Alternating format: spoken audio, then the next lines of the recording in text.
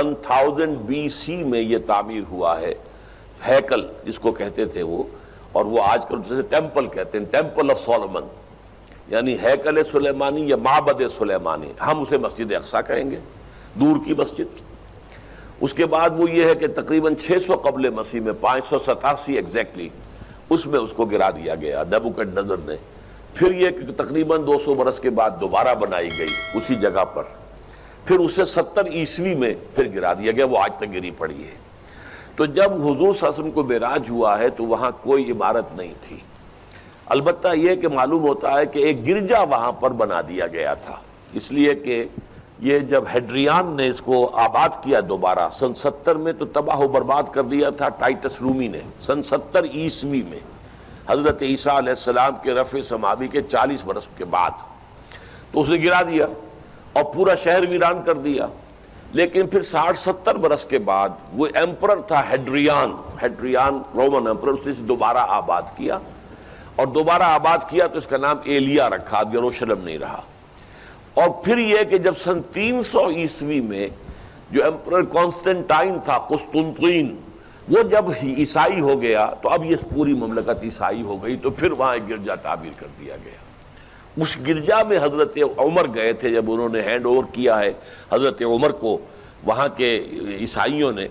تو جب حضرت عمر اس گرجا کے اندر ہی ابھی تھے، دیکھ رہے تھے جگہ، تو نماز ظہر کا وقت ہو گیا، تو حضرت عمر نے فرمایا کہ میرا نماز کا وقت ہے، تو انہوں نے کہا وہاں کے عیسائیوں نے کہ آپ یہیں پڑھ لیجیے، آپ نے فرمایا نہیں، اگر میں یہاں پڑھوں گا تو اسے پھر مسلمان مسجد بنا لیں گے۔ تو باپ باہر گئے اور اس قبۃ الصخرہ کے اوپر جا کے نماز پڑھی آپ نے۔ یہ جو اس وقت جو ڈوم نظر آتا ہے یہ ہے وہ چٹان، اور یہ بڑی اس کے اوپر گردہ وردہ پڑا ہوا تھا، کچرا وچرا تھا، اسے صاف کیا اور اس پر آپ نے نماز پڑھی، اس لیے کہ یہیں سے اصل میں معراج ہوا تھا حضور صلی اللہ علیہ وسلم کو۔ تو اب اس کے بعد جو ہے عبد الملک ابن مروان نے وہاں پر وہ قبہ بنا دیا ہے جو قبۃ الصخرہ کہلاتا ہے۔ البتہ اسی احاطے کے جنوب کی طرف ایک مسجد بھی ہے، بڑی مسجد ہے، وہ مسجد اقصیٰ کہلاتی ہے، وہ اب مسجد ہے۔ یہ قبہ جو ہے بنیادی طور پر مسجد نہیں ہے، یہ تو یوں سمجھیے کہ جیسے کوئی ہمارے ہاں مقبرہ ہوتا ہے، درمیان میں قبر ہے، اس کے اوپر بڑا سا گنبد بنا دیا ہے، چاروں طرف جو ہے زائرین کے لیے جگہ ہے، ایسے ہی یہ وہ چٹان ہے۔ کہتے ہیں یہ چٹان جنت سے آئی تھی، جیسے کہ حجر اسود جو ہے جس کے بارے میں روایت ہے کہ یہ جنت سے آیا ہوا ہے پتھر، اس طرح یہ چٹان بھی جنت کی ہے۔ بہرحال یہ بہت بڑی ایک چٹان تھی، بڑا پہاڑ کی مانند تھا یہ، جس کے اوپر کے پھر ہیکل بنایا تھا حضرت سلیمان نے۔ اب ہوتے ہوتے وہ چھوٹا رہ گیا ہے، جیسے کہ اب کوہ صفا کوہ مروہ اب کیا رہ گئے، کچھ بھی نہیں ہے، ان کا نشان ہے صرف کہ ہاں یہاں کبھی ایک پہاڑی ہوتی ہوگی جس کے کچھ پتھر جو ہیں وہ نظر آ رہے ہیں۔ اسی طرح سے وہ ایک چٹان ہے، اگرچہ بہت بڑی ہے کوہ صفا اور مروہ کے مقابلے میں، تو اس کے گرد ایک پلیٹ فارم سا بنا دیا گیا ہے اور اس کے اوپر یہ قبہ ہے۔ تو یہ ہے اصل میں جو کہ حرم شریف کہلاتا ہے اس وقت، اور سارا جھگڑا جو ہے یہود کا اور مسلمانوں کا وہ اس پر ہے۔ ورنہ یہودی بیراق جو ہے، جو یہودی وزیر اعظم ہے اس وقت، اس نے یہ آفر تو کر لی تھی کہ ٹھیک ہے مسجد اقصیٰ موجود رہے اور اس کے اوپر جو ہے کنٹرول بھی فلسطینی مسلمانوں کا رہے، لیکن یہ قبۃ الصخرہ پر نہیں ہے، اس لیے کہ یہ ہے وہ جگہ جہاں انہیں اس کو گرا کر اور اپنا تھرڈ ٹیمپل تعمیر کرنا ہے۔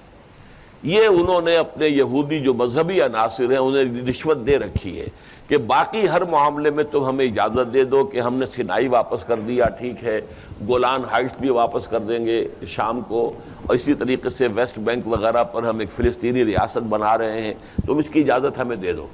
لیکن ہم یہ جہاں تک یروشلم کے بارے میں ان کا کہنا تھا کہ یہ ہمارا جوائنٹ ایک ہی متحدہ دارالخلافہ رہے گا، عربوں کا کوئی تعلق اس سے نہیں ہوگا، یہ پورا کا پورا ہمارے پاس رہے گا، اور پھر یہ کہ یہاں پر ہم وہ بنائیں گے اپنا ہیکل۔ اب جب وہ دباؤ پڑا ہے ان پر بہت، تو اس حد تک تو آمادہ ہو گئے ہیں کہ یروشلم کا مشرقی حصہ جو ہے اس کا کنٹرول مسلمانوں کے پاس ہو، اور اسے وہ القدس کا نام دے کر اور وہاں اپنی ریاست فلسطین کی ریاست کا جو ہے دارالخلافہ بنا لیں۔ ویسٹ یروشلم ہمارا رہے گا، یروشلیم ہم اسے کہیں گے، اور وہ ہمارا دارالخلافہ ہوگا اسرائیل کا۔ البتہ یہ ہے کہ یہ قبۃ الصخرہ کے اوپر کنٹرول عربوں کا یا مسلمانوں کا نہیں ہوگا، وہ اس کو اس لیے فارغ رکھنا چاہتے ہیں کہ اس کو گرا کر اس کی جگہ پر انہیں اپنا ٹیمپل بنانا ہے۔